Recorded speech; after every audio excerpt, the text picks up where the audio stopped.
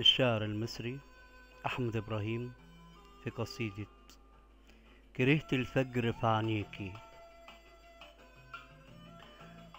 كرهت الفجر في عينيكي، وليه فجرك ألم ممدود،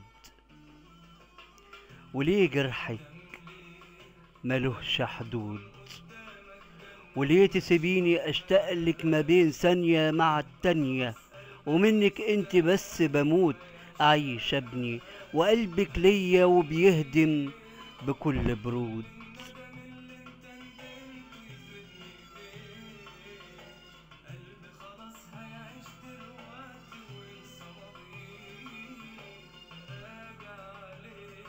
أقول كرهك ما صرخ القلب جوايا بعلو الصوت، وبيسأل سؤال واضح ولا امبارح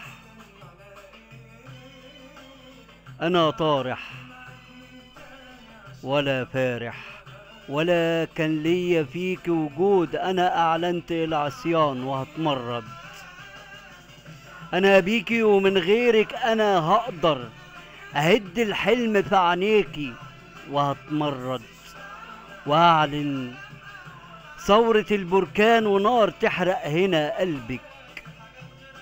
هدوس على كل أوراقي وهقتل فيكي كل ورود. كرهت الفجر في عينيكي، وليه فجرك ألم ممدود، وليه منك أنا بدبل، وليه العمر في وجودك ومتلون بلون داكن، وليه الفرح بوجودك بطعم الحزن وساكن، وليه انتي يا ساقية الشوك في ضرب الشوك هنا طارح. كرهتك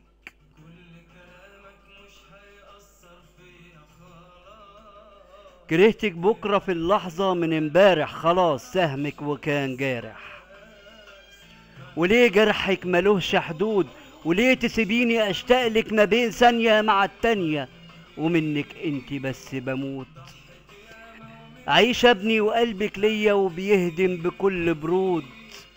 خلاص امشي، انا همشي في عكس طريق، عشان بينا الطريق مسدود، عشان بينا الطريق مسدود، عشان بينا الطريق مسدود.